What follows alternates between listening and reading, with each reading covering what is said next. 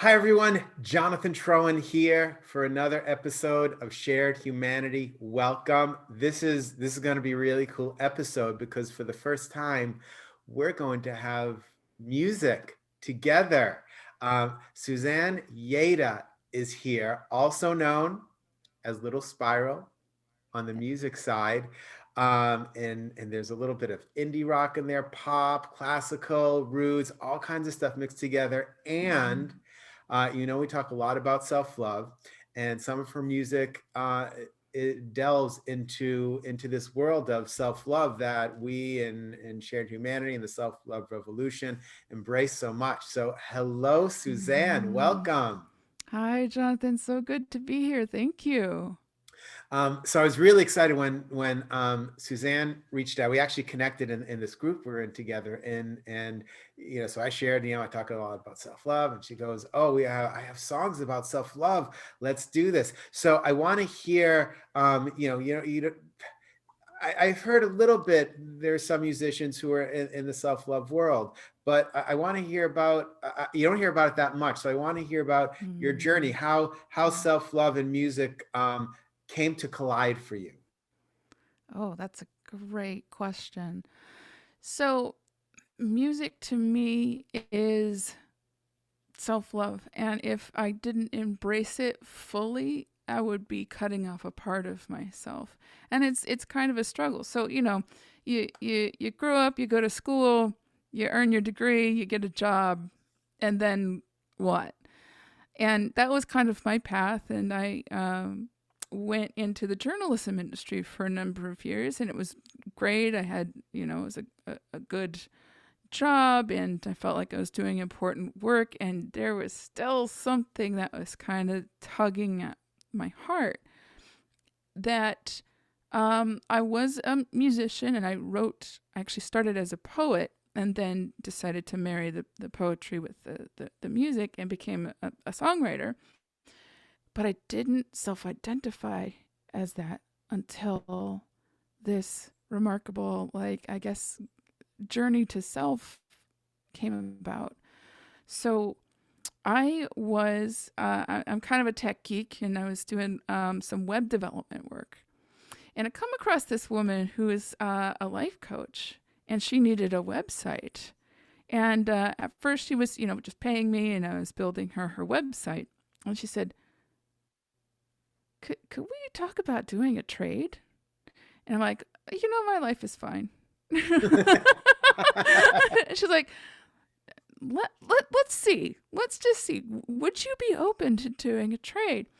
And I said, well, after getting to know her and really liking her style, I was actually more curious than anything. So I'm like, all right, I'm open to it. Let's do like a month. And that month turned into a year of working with her. Her name is Jan Mclean. She's amazing out here in the San Francisco Bay Area. And through work with her, um, I come to realize how much of a deep part music had been. And at the point that I was working with her, I don't think I listened to music for about 4 or 5 years. Um, One, because I was, busy doing work. Before that, I was a huge music nerd. I would listen to everything. I was a big fan of like Tori Amos and Radiohead and all the kind of indie nerd rock stuff. I would devour it. And something over the years just let that follow. And when she was working with me, I realized how much I loved music and how much a previous relationship that I had cut that off from me. And it was through work with her that I realized how toxic that relationship was, how much I gave that person the love that I didn't give to myself. And I showed that by cutting off music. So when you Wow. So ask, I want to pause for a yeah, minute because okay, everyone that's listening, I really want you to hear that. Because so often we don't really know what's happening to ourselves.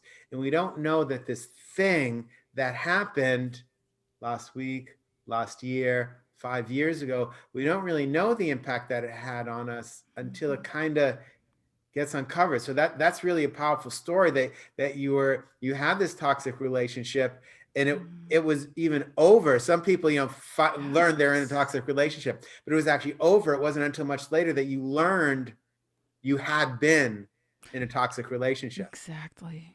Exactly. It took me years for me to call it toxic. It took me years for me to even utter the word emotional abuse. Mm. And when that happened, and the litmus test of emotional abuse, how I realized how it was because I wouldn't sing around him. I wouldn't listen to music around him. He didn't like anything that I liked. He was jealous of my talents. He didn't support all this stuff. Da da da da. And I thought that was my first major relationship. I thought that was normal, Mm. and it was not. And so, yeah, it was like when you asked me like self love and music journey. It just like there for me, there is no separation because the music was the litmus test to how much do I center music in my life is how much do I love myself. Wow, that's Mm-hmm. powerful. So Mm-hmm. I'm curious then. So you said you're going to give this thing an experiment. You're going to talk to this woman, give it a month experiment, Yeah. and then the month turned into a year. What Yeah. happened in that month that you knew there were deeper places to explore for you? Oh. Yeah, because it wasn't just the first month that we started talking about the music journey. It was just more like um, general life path stuff. And I'm like, I like being a computer geek and um, being an online social media web kind of person. I think it. Her style was asking me the questions and having me figure it out. She Mhm. just guided me like, "Oh, okay. Is that what you want to do with your life? Yeah, there's no problem. Like, that's great. Okay. Is that what you want to do with your life? Yeah. I mean, what's with the third degree?" But she saw something in me that I couldn't see. And so after I think the first 3 or 4 sessions, when she asked, "Can we, can we keep doing this?" I'm like, I think the hint was I felt like I actually had been going it alone and kind of making my own decisions along this life path, and didn't have really anybody to see through my own bullcrap. And she was the first person who like really guided me through it.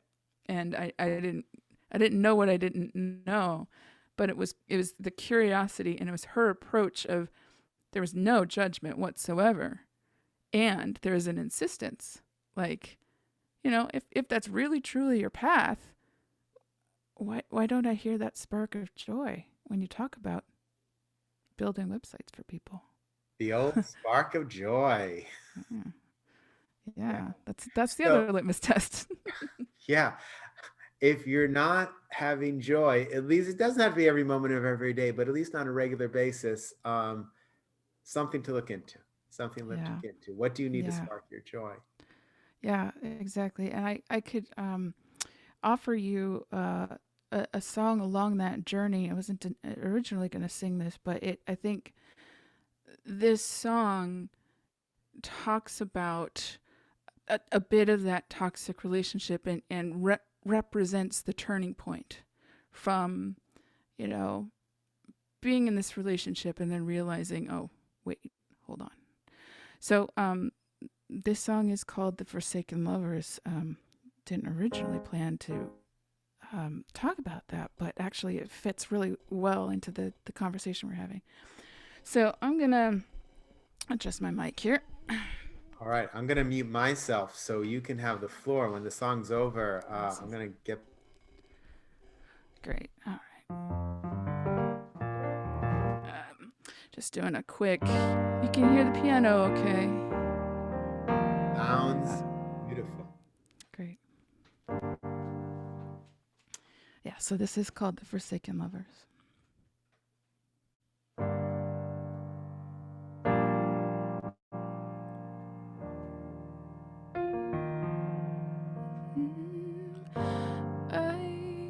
didn't plan this.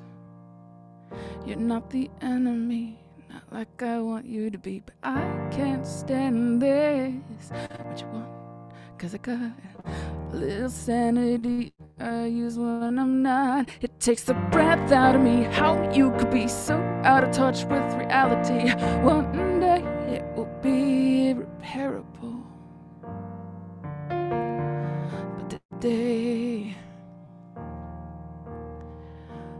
losing you's unbearable. Now I'm under your porch light. Has it been 30 days since the day we became the forsaken lovers? Now we're both up at midnight, trying not to forget all the ways we forgot how to treat each other.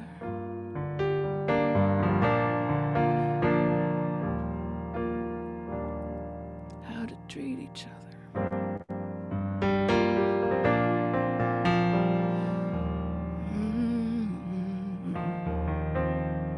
If I'm too close, I'll be the doormat. Will you wipe your conscience clean? You're better at a distance. Is this resistance a challenge that I can't even see? I'm not the codependent you can depend on. What reason do I have to stay anyway? But I can't turn away like a moth to your porch light. Has it been 30 days since the day we became the forsaken lovers? Now we're both up at midnight, trying hard to forget all the ways we forgot how to treat each other. Now I'm under your porch light. Has it been 30 days since the day we became the forsaken lovers? Something is not right. Something is not right.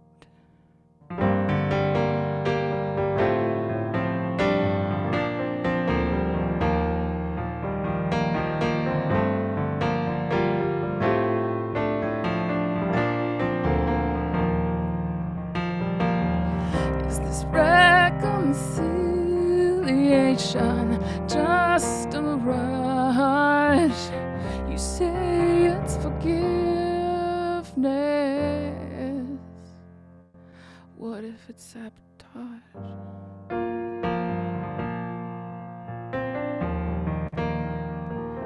Could be it's sabotage.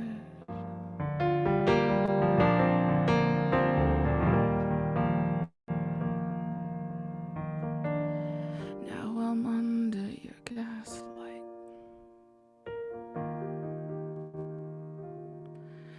Why am I up at midnight?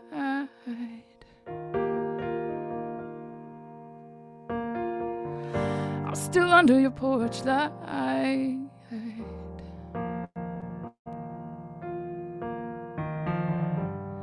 Something is not right. Something is not right.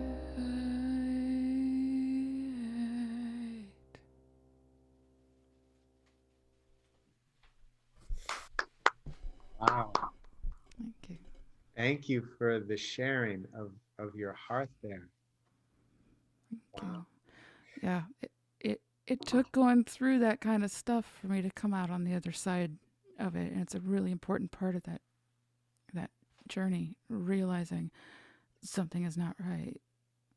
Yeah, you got to go through the muck first. People think all of a sudden, yeah, oh, those people love themselves, or those people are in joy, and they just somehow either have something different. No, no, we No. kind of got to go through the muck first, and sometimes stay in part of Mm-hmm. it for a little while. There's still muck around. We just don't you know, no mud, no lotus. You know the phrase. So Yes. the mud's got to be Exactly. there. Exactly. Wow. Mm-hmm. Yeah. So, you said you wrote first, you were a poet first, and then the Yeah. music came. Mm-hmm. So Mm. during this time of relationship or coming out of relationship, like when did the writing? I know the music got turned off, and then the music came back Yeah. or Came into your back. life. Mm-hmm. When did the writing become a part of it? Yeah. So, as a teenager, the reason I got into the journalism industry was because of the writing. So, I, went through high school journalism, was on the school paper. It was like, um, all of that. Combined with the fact that my father ran a few print shops in the Central Valley of California, and I had access to that publishing vibe, just getting the word out.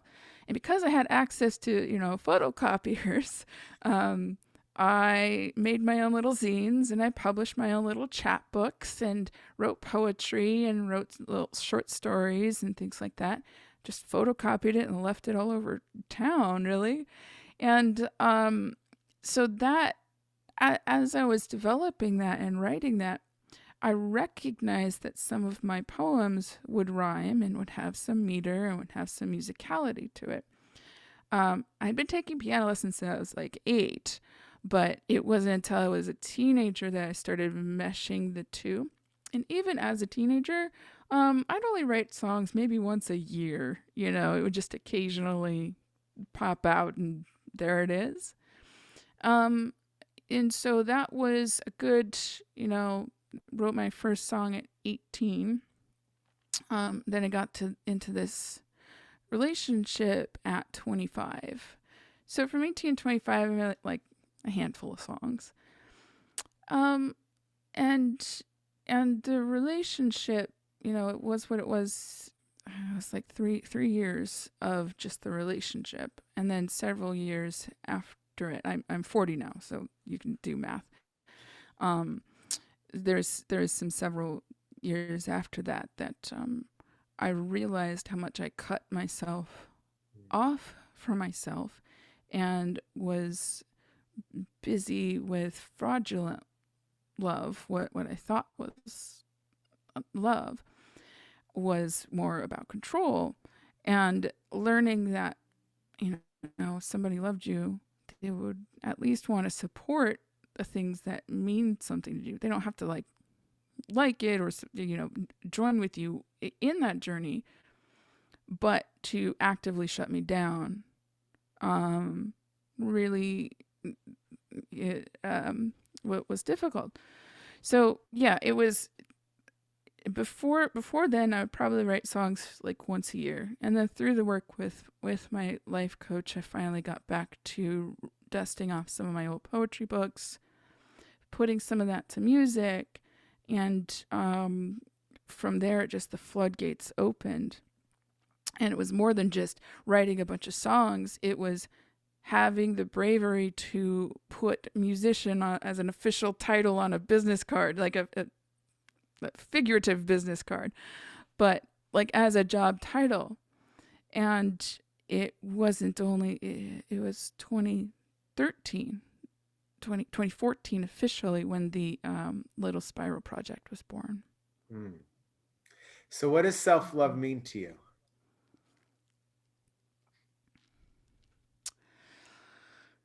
Self-love means respect and care.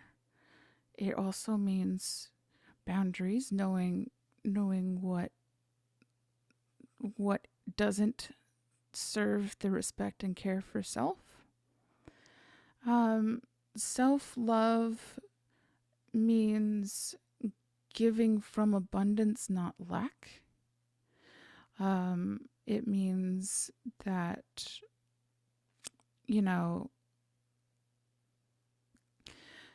self-love to me means that I am vital in my happiness, and fulfillment is vital to contributing to a better world.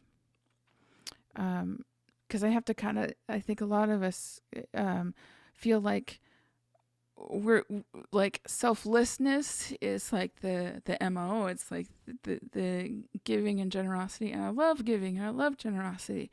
And are you doing it from people pleasing somebody else, or are you doing it because you genuinely want to give? And that's what I mean, like self-love is giving from abundance, not lack.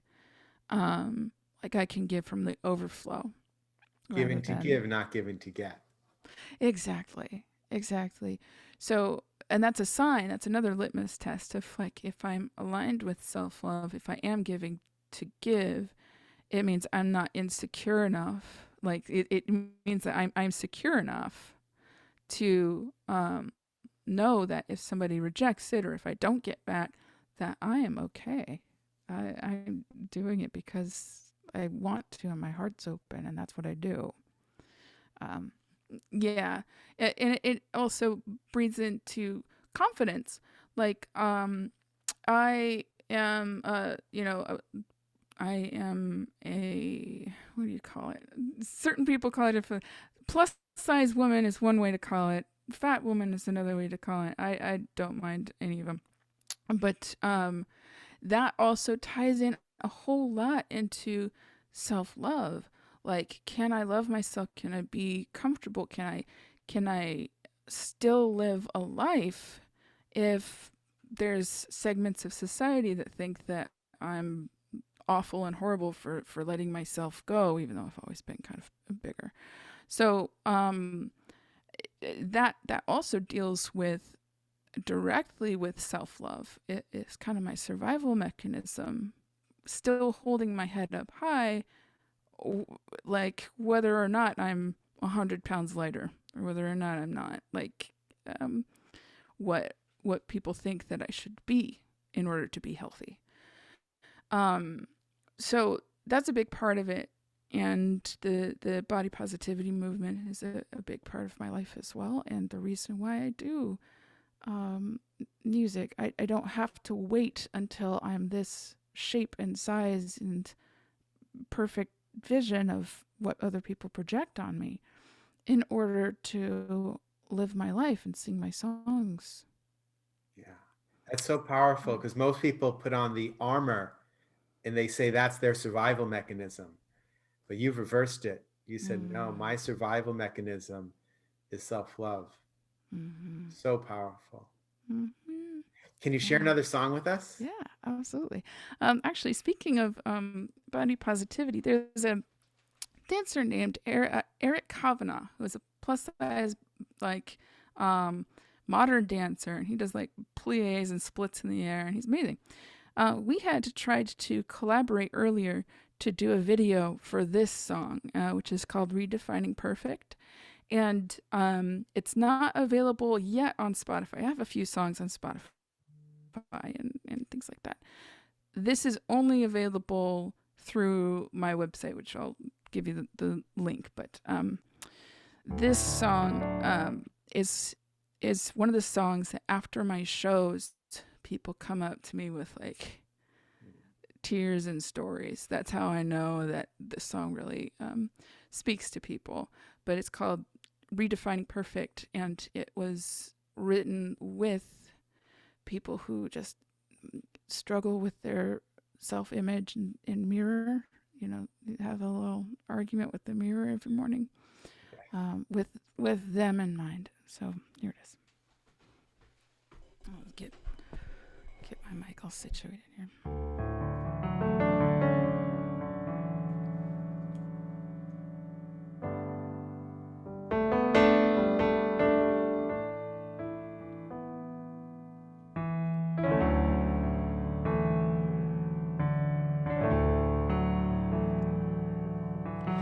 Oh, perfection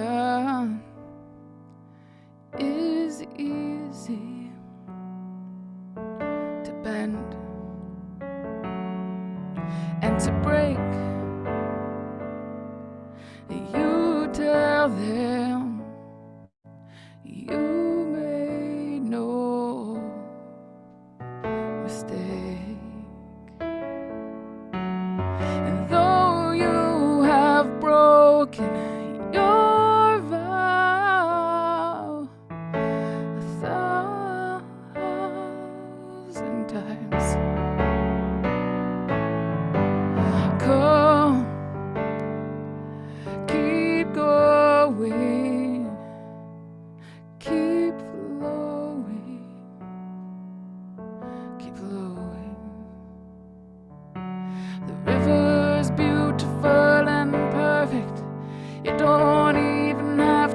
try.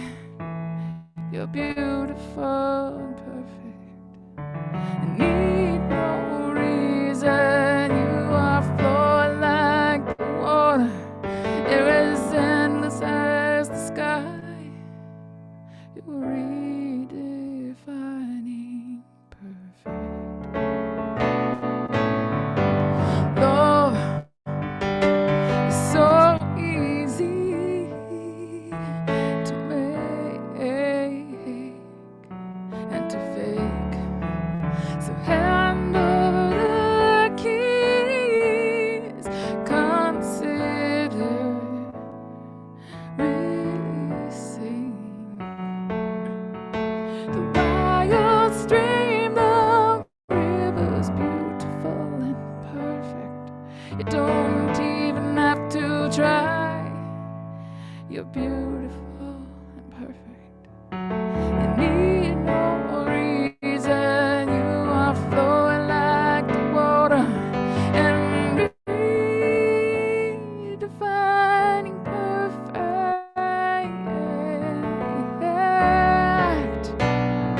There is heart within a heartbreak. There is mean within a meaning. But don't you worry about that. Just keep on breathing.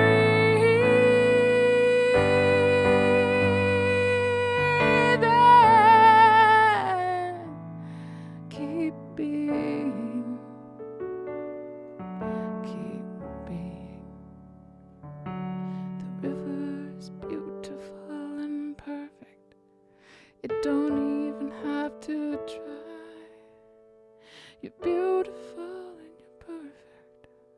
And need no reason. You are redefining perfect. You are redefining perfect. You are redefining perfect. You are redefining perfect. Ooh.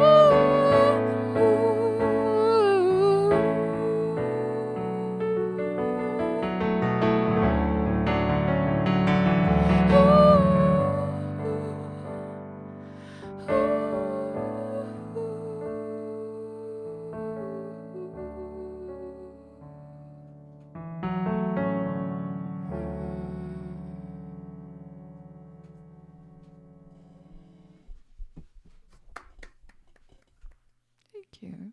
Wow. Thank you for that. Thank you. So you mentioned body positivity, and that's obviously a part of the song there. Um, is self-love a requirement of body positivity? Vice versa, body positivity for self-love? Are they separate? Are they connected? How do these work together? Great question. Because my initial, the initial instinct is to say, oh, yeah, of course. And, because it's such a journey, I can't pretend that I am body positive 100% of the time. It's not sunshine and rainbows 100% of the time. I can still have self love if I am not like again, it's sunshine and rainbows. Like, there's still a sun if there are clouds. Sometimes I have clouds. Sometimes there's like weather patterns that help that block my own self love from me. Doesn't mean it's not there. It just is. I've got some days that I can't really see it clearly.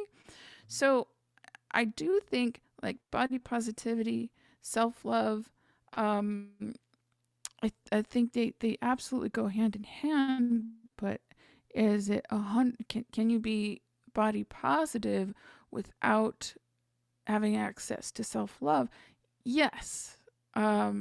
Ultimately, at the root, I do think that they are the same, but I think we all go through ups and downs in things. And, like I said, I think that the root of it, I feel like there's always a sun shining, whether or not there are clouds in front of it, whether or not it's raining, there's always a sun. But sometimes we lose that perspective. So ultimately the answer is yes, but A So, lot of so times for we don't you, feel it. what was the path? Was it you learned about Mm. self-love and started practicing self-love, and then began to embrace your body? Or did you learn how to embrace your body and then that began to transfer into greater things um, that we might call Mm. self-love? That's a good question. I think there was a degree of awareness um, before I could really confidently say that I loved myself. I could confidently say that I'm not the worst person in the world. Um, I could point to other people and go, "You're the worst person in the world," but I couldn't. I guess I'm maybe lucky in that I never had that feeling of I am the worst person in the world. I might have been the second or third worst person in the world, in my opinion, but never was like rock bottom. And I know I have some friends who suffer from depression, anxiety, who really, truly, honestly believe they are the worst person in the world, and that's like not true.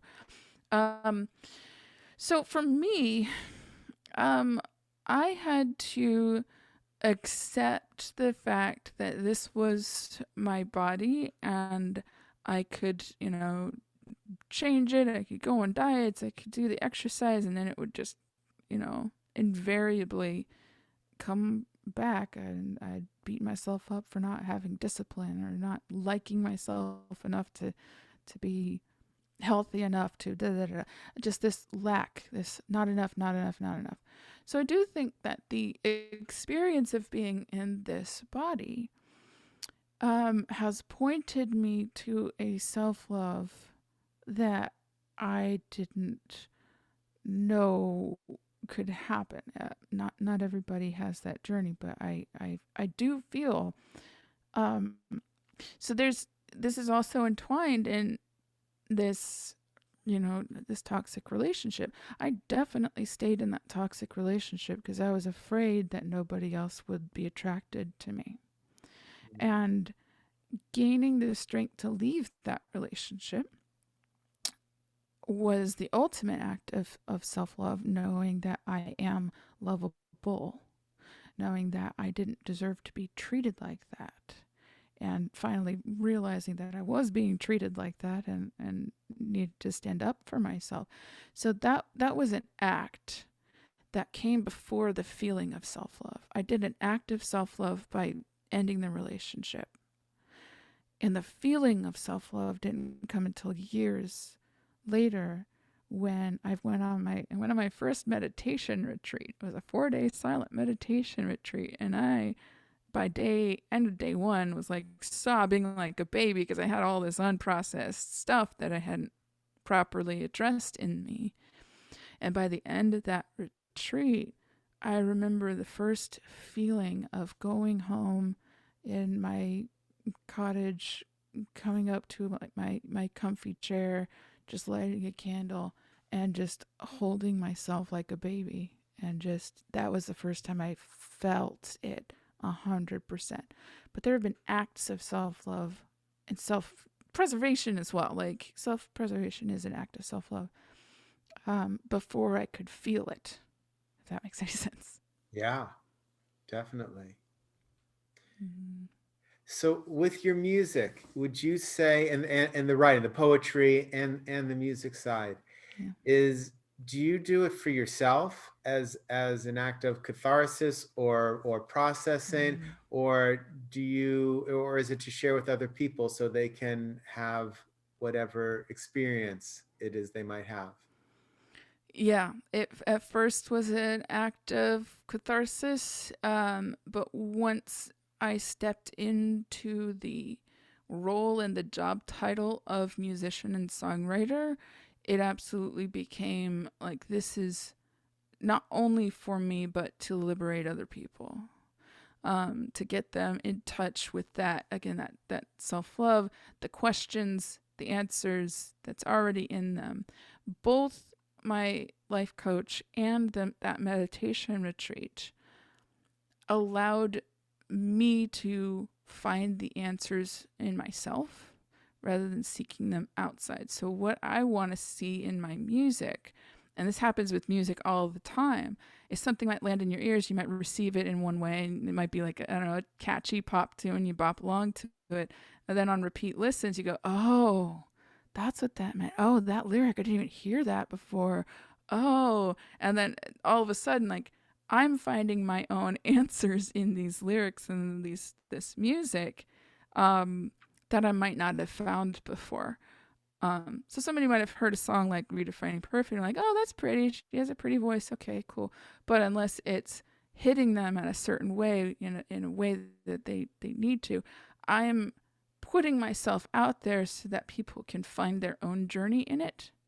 I'm not dictating the journey for them. And music has never dictated journeys for me. It's just shown me what is possible, and it's shown me like I'm not alone. And for me, like the act of the music being for myself, I do write music to please myself. If I didn't, then I would might as well go back to building websites for other people.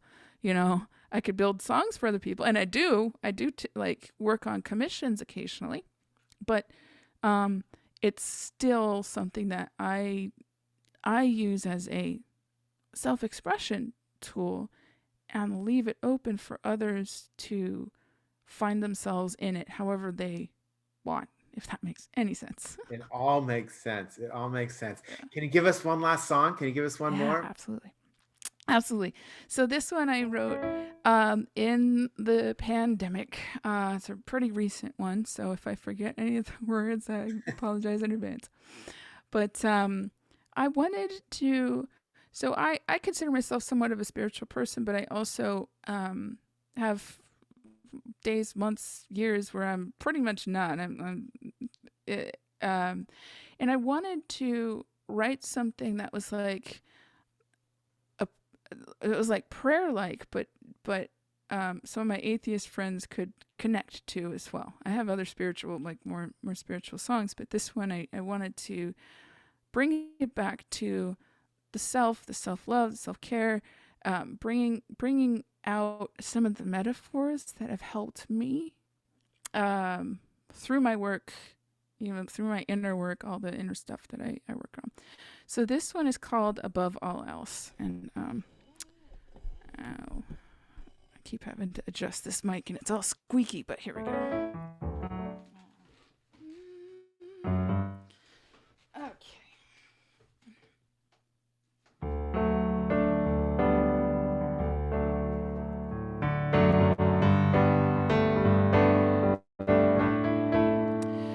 May you feel all your feelings and come out on the other side all right.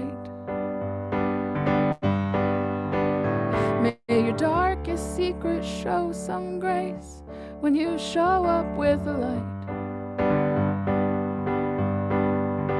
May you remember your blessings from the top of your head. May you mean every word you said. And above all else, may you love one another.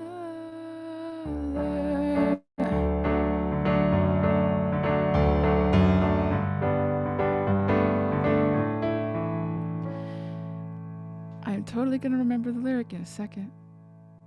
That's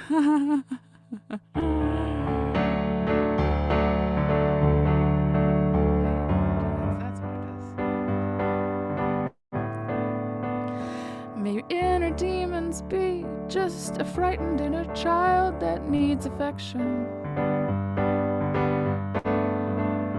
May the scariest unknown turn out so well you couldn't have predicted its perfection. May your hiding places be safe and warm. May 1,000 flowers bloom after the storm. And above all else, may you love one another.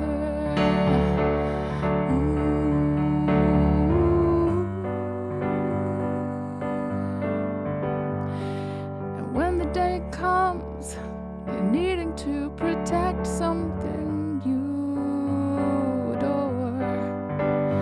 May your anger be righteous, its so set on kindness, you remember what you're fighting for.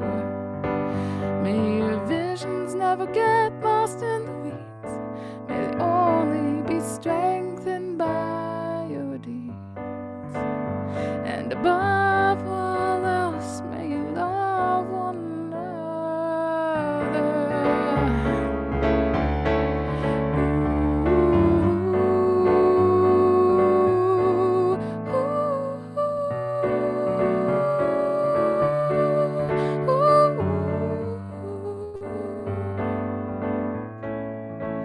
And when you marvel at the beauty of the stars, may it dawn on you how beautiful you are. And above all else, and above all else, and above all else, may you love one another.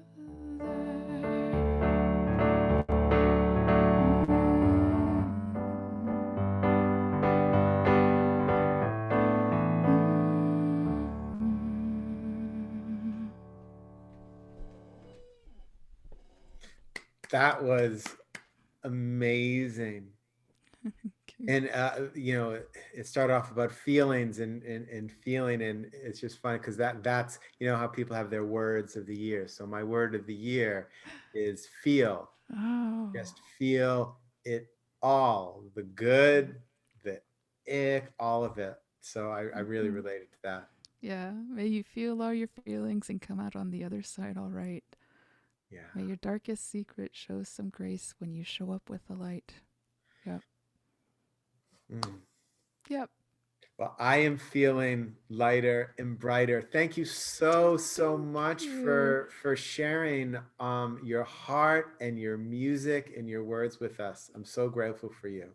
Thank you so much. And if you want to get in touch, I have a free EP that's available at freemusic.littlespiral.com. It has the song Redefining Perfect. I am still working on the Forsaken Lovers, and this last song was so brand new. It might be in uh, an album or two in the future.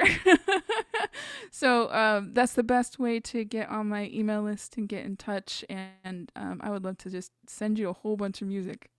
Awesome. So yeah, and we'll have the links somewhere on the page, I think below, but depending how wherever Yep. you see this, but the links will be there. Suzanne Yada. Oh, thank you so much, everybody watching, listening. Thank you so much, and remember, you are perfect if we redefine perfect in the way that it's Mm-hmm. supposed to be. And Exactly. remember, you are loved. Thank you so much. Love you all.